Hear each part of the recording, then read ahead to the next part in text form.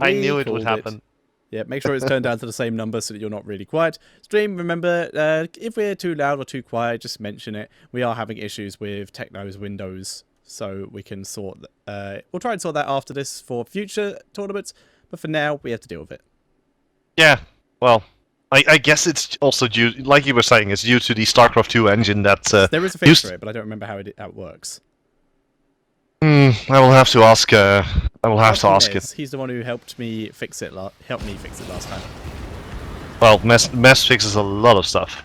That he does. That he does. We love you, Mez.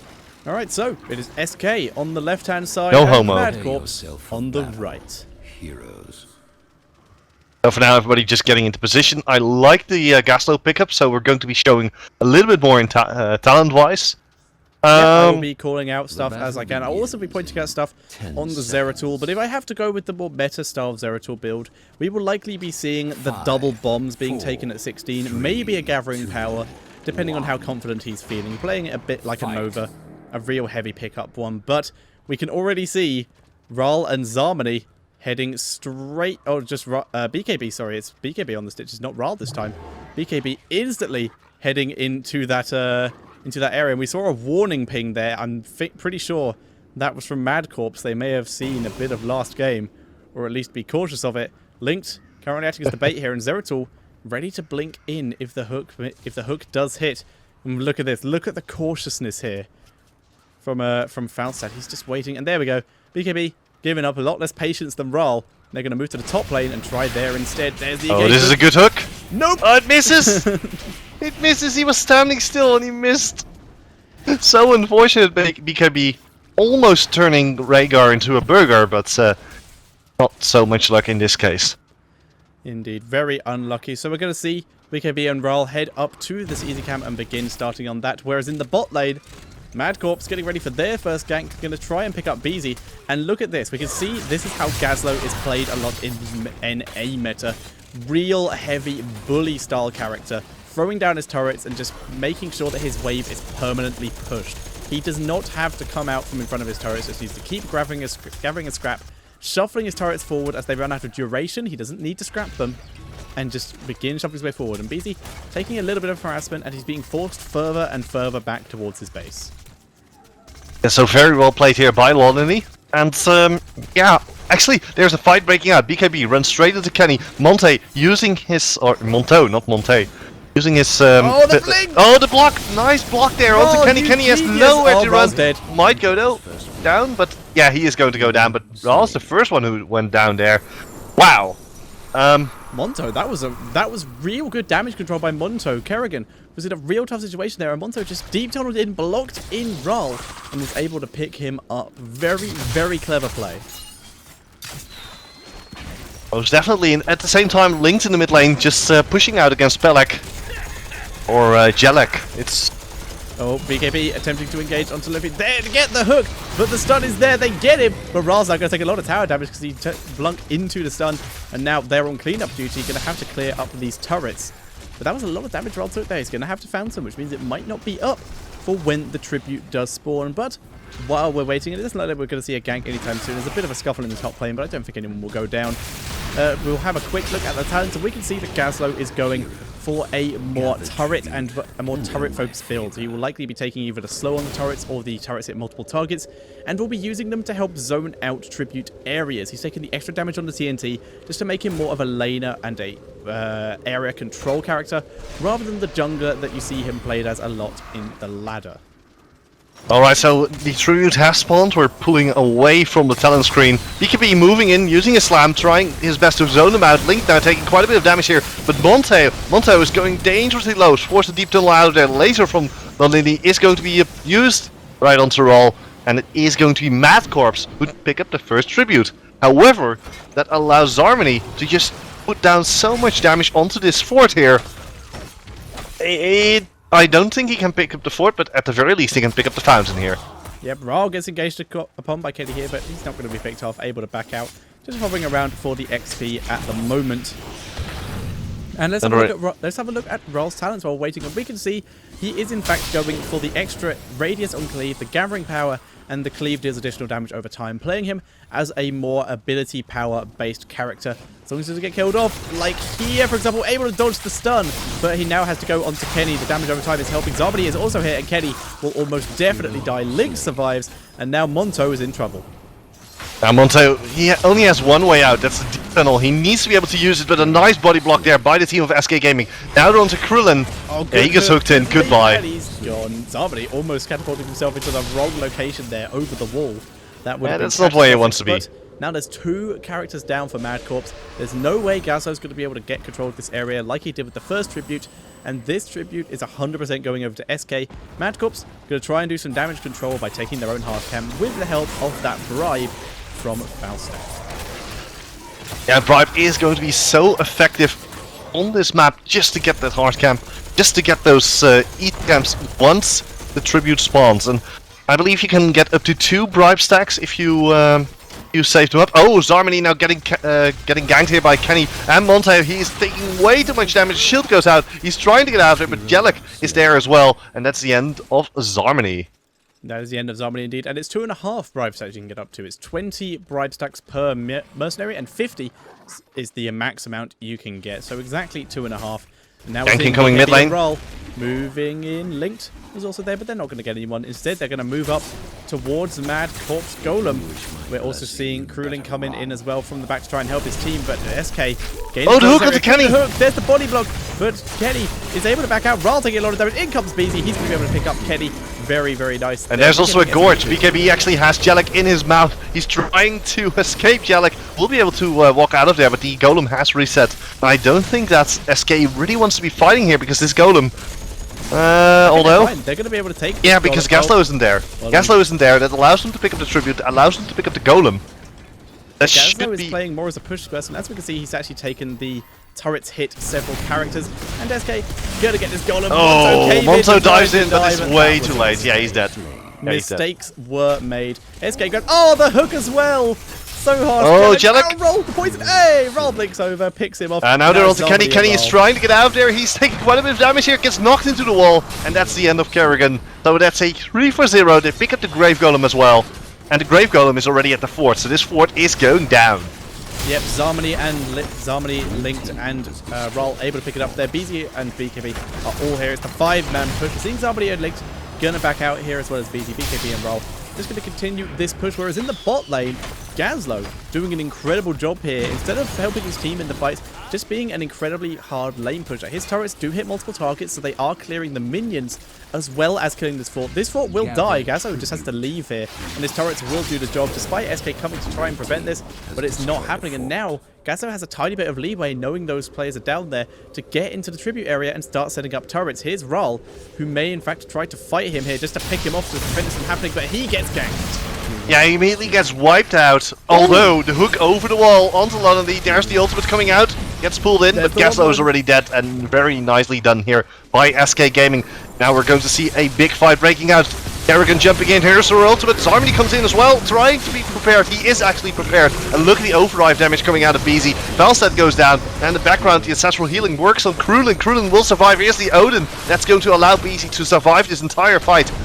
And it's a 1-for-1 trade. However, guess who gets the tribute? Yep, 2 players went down for both teams there. And I'd like to point out, Gazlo made an incredible ult combo, dropping a lot of SK really low there when he was ganked in his last dying breath. He just did a lot of damage to the team of SK, but didn't really work. Zarmany was able to save his own life when he was engaged upon by Kerrigan, using his Metamorphosis and getting a lot of health back from that. And that was what allowed him to pick off Kerrigan and do quite a bit of damage, which is what gave SK that win there. And they're going to take the Golem here and begin pushing best they can and clearing up the vagabonds in the mid lane, as it were. Yeah, they're actually splitting up their team just to allow themselves to get that advantage here. Now, 4 members of MadCorps are hovering around their observatory, but this is a very big BKB is not spotted. Oh, the hook onto Lonely, but it isn't going to be enough. However, it doesn't really matter because they're not targeting the heroes. They're targeting the gates. The gates are going to fall, as in the bottom lane, Grave Golem is doing serious damage to the fountain, and most likely going to be dealing serious damage to the fort as well, as Jellic moved in to try and stop it. Yeah, Jellic will be able to kill that off eventually, but SK are now going to roam down here as the curse is over, so their push in the mid lane is pretty much halted. They did take down all the towers and the gates, so now they're going to go bot and assist with this golem, and they will 100% get a fort out of this. Yeah, and that gives them a nice level advantage here. I believe that you get about 2000 XP per fort. Yeah, we need to actually take a quick look at what talents have been taken. Absolutely. Now we're having... We can see that, as I pointed out earlier, we have a rocket turret on the Gazlo, which allows his turret Oh my word, here's BKB. Monty in a lot of trouble. Nice hook there into Krillin. Kenny jumps in, there's the ultimate from Gazlo. It fails completely. And immediately Kenny is taking way too much damage. The Void Prison is amazing. This is going to allow the Odin to get back into the fight. Actually, the Ancestral Healing is going to save Kenny, so we're not going to be able to say, oh my god, they killed Kenny, you bastards. Yep, but Kenny was able to get out of there thanks to the Ancestral Healing, and Gazlo, actually, his bomb did hit, his ultimate did not. SK had a real easy time dodging that, but their ult did, but the ult missed anyone. No, sorry, the ult missed everyone, but his bomb did stun 3 members of SK there, which forced them to back up a bit, and now both teams just going to go for their hard camps. Yeah, that means that those are going to be butting heads in the middle of the map. The advantage that SK have is that their camp is still up, so BZ should be able to make that his B camp. As the rest of SK is actually... No, BZ decides not to. They're just going to be smashing down the middle lane. Yeah, they're going to push heavily down this middle lane. And we were talking about talents earlier. We can see that Gazlo's taking the quick release charge, which allows him to throw 2 bombs down, a bit of extra CC and a lot of extra damage. But he's also throwing out some turrets in this mid lane to help clear up these knights and help defend the push of SK. And we can see that Raul has taken Wormhole and the double bombs just to get that double bombs for that extra damage. It gives him that extra skill shot with that singularity spike. And the Wormhole allows him to return to his blink location within a certain period of time. It allows him to blink in, use his swipe, and get straight back out again, or it allows him to make the Mad Dukes. And SK is going to use this opportunity to take the Golem up top, while the entirety of MadCorps have gone down to this easy camp. That's a lot of people just for the easy camp. They might have left someone up here at least to scout. Yeah, but now it's already over. The Grave Golem going over to SK, and also the Tribute spawning in the perfect location for SK. Don't have to move. Set someone up on the Tribute. Now they're getting ready. Raul is just acting as a mobile ward for now. Nice hook there. He gets scorched. That's the end of that. Nice Void Prison there. And that means that it's going to be the end of story for Gazlo. And now the team fight continues. Team fight does indeed continue. Krillin, Ancestral Healings himself, he will not get out alive because Illidan and Raul are both going on to him. Raul and Zarmany take out Rhaegar. He flies off majestically. And SK going to be able to get this next Tribute and begin their route to yet another curse. But while that's going on, they're just going to dive into the mid lane and finally take down that fort. Zarmany just not caring thanks to the evasion. Yeah, very well done here by SK. After turning the Grave Golem into the top lane, which is already dealing a massive amount of damage, they also pick up the middle lane. That sets them up to a nice 5 versus 3 forts and 13 4 kills, so a massive advantage over to SK. For now though, in the bottom lane, a little bit of a push there with those mercenaries that have been picked up by SK earlier on with the 5-man pickup, but I am pretty sure Illidan should be able to make mincemeat out of them. Yeah, Illidan will be able to clear these up fairly quickly. Let's have another look at the talents. We can see that Kerrigan, who we also don't see get picked up very often, has gone for the more Impaling Spikes based build, taken Envenom, taken Sprint, and now with the level up, taking Blood for Blood. Very much a burst your opponent's down style build. Gazlo just got his max turrets increased to 4, so we will see even more turrets based around this area, whereas Zeratul, we've already seen he's been at this level for quite a while. He has double bombs. And whereas BKB on the Stitches, he does have the stun slam, which is very nice here. And he has Fishing Hook for that little bit of extra range. Maybe he can actually get Gazlo here. There are a lot of turrets in the way, so he can't hook past them. Tries to get. But he can hit Jellic. Yeah, Jellic is dead. Nice Void Prison onto Kenny and Krillin. No, there's not going to be... Yeah, the Tribute is going over to the team of MadCorps, but SK wins that team fight. Those turrets, though. So yeah, much they're damage pretty just done painful. Just by being there. they're able to do the damage, and they were able to protect from any stray hooks that did come in. But BKB, he knew that. He didn't waste his hook there. He instead was able to hook out and grab Falstad. But now, Linked and BKB moving in, going to try and pick someone else up, and they get Krulin. And another hook. What are these hooks coming out of SK? So incredible. Now they're onto Lonini. Lonini trying to desperately get out of there alive. Actually gets in range of his own turrets. Nice, Harmony. Somebody taking a lot of damage from the turrets here. He's still just tanking them. He's getting hit up very badly. He's just going to kill off the turret for the lifesteal here, which brings him back up quite nicely. Very, very nice there. And the first aid with the help of Tranquility, which is an interesting ult choice, but very nice in this particular scenario where they have a lot more damage build. And BKB might just go down. Nice shock and awe there. There's the ultimate coming out from Gaslow. BZ in a lot of trouble. Does actually have his Odin. Refuses to pop it. That's a smart move by BZ. But the worst that could happen has happened. There's a tribute that has spawned right as SK goes down. So for SK, this is a very bad team fight. Linked is here. He's mounted up. He is out of there. But no, Jellic was thinking about chasing, but decided not to. Another thing that the team of MadCorps can do right now is that they're in the position to take down the Grave Golem of SK. They're going to take down the Grave Golem, and then they will likely rotate to mid lane to take off the fort there as well. In the meantime, Rala's in the top lane taking the easy camp. He knows that it's likely that the Grave Golem is going down, so it doesn't really matter. Yeah, he can't really. They can't contest it, so he'll just move down to help kill that when it is up. And we're seeing once again, as they're using turrets for zoning, not that they matter because SK didn't even bother to come to contest it. They're waiting for their team to come back up. Just playing it very patiently. I have to give it to MadCorps. Their entire composition is working like a charm. This is definitely a composition we haven't seen all that often, but when it does work, it works. Speaking of stuff we haven't seen all that often, Illidan's gone for blood rather than stone skin. A risky play. It makes him more into a damage character than a bruiser, like we've been seeing a lot of people building him, purely relying on first aid and Malfurion to keep him alive here, as well as his own ult, as well as his own Metamorphosis ult. Very risky play, but we will see how Zarmany can take care of this now that everyone's at the point where they will be using those abilities. In the meantime, though, we see MadCorps already beginning their hard camp, whereas Felsaad, Delic has flown down to the bot lane to pick up that easy camp with the help of his bribe. You have to consider one thing as well, and that's the fact that the Grave Golem of the side of MadCorps is going to respawn in 2 seconds. So I'm expecting MadCorps to move in, and you can already see SK coming in from the side here. Yep, they're both teams getting ready. There's hooks ready, but there's turrets are there. There's a lot of turrets here which could block hooks. The hooks between them, able to get Kerrigan. There's the Void Prism.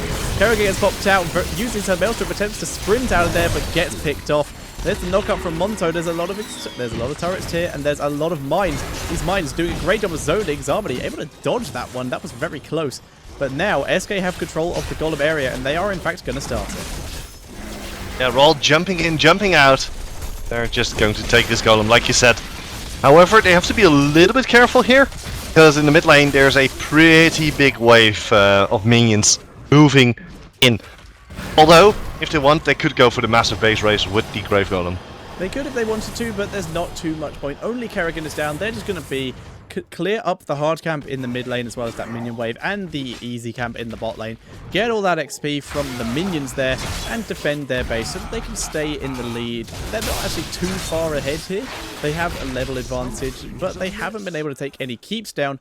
But they do still have their top fort up, which has actually not taken a single speck of damage because SK's been so dominant in the top lane. Yeah, top lane is all in SK's hands. SK now going to try and use that top lane advantage to get some power in the bottom lane. Speaking of getting top lane advantage, the Grave Golem is near the top keep. One hit could take it out. Actually, this is also an interesting choice here by SK Gaming if they want.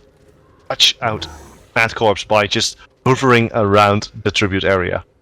This is possible. So, I mean, Ral's moving in. I like this. People off. Ral has actually taken Bolt of the Storm to give himself some bonus, some bonus big power. Yep, Ral going for the back door there. Very sexy. What I like to see. Smart move. It's my own personal style of Zeratul. I like it a lot. Going for the back door, taking stuff out because you can do it, especially with Wormhole when stuff is one hit from death. And now though, if they're just going to push this bot lane while MadCorps take their top fort, they're going to try and get a keep, or at least open that keep up to damage. We're going to see MadCorps all B to defend this. Yeah, because they have to be, because we know that SK is willing to dive the core. They've done it in pretty much every match that we've been casting SK, and that means that you always have to consider, if your core is open, if there's a keep down, SK might go straight for your neck. For your throat, actually. This is indeed the case. And for the person in the chat asking which heroes were banned, it was Tassadar and Ufa. We're seeing SK waiting around here. And I'd also like to point out, the Illidan, in the form of Zarmony, has taken... good effort. No chance this time. Illidan did take Demonic Form, which does, when it is activated, he will stay in alt form permanently. So he's going to be able to... So he will lose the ability to mount, but he will gain extra movement speed and bonuses to all his... Oh, that was close! All his attacks and all his abilities will gain a little bonus from being in demon form, and that will stay like that permanently. And it looks like SK may be looking to dive this, but no, they're going to mount up and begin heading to that top lane for that tribute. If they take a tribute, it's an easy dive. Yeah, I mean, they're 2 levels ahead. They can dive top, they can dive anywhere. Yeah, if they want to, they can. But let's take a quick look at the Merc camps. When are they going to respawn?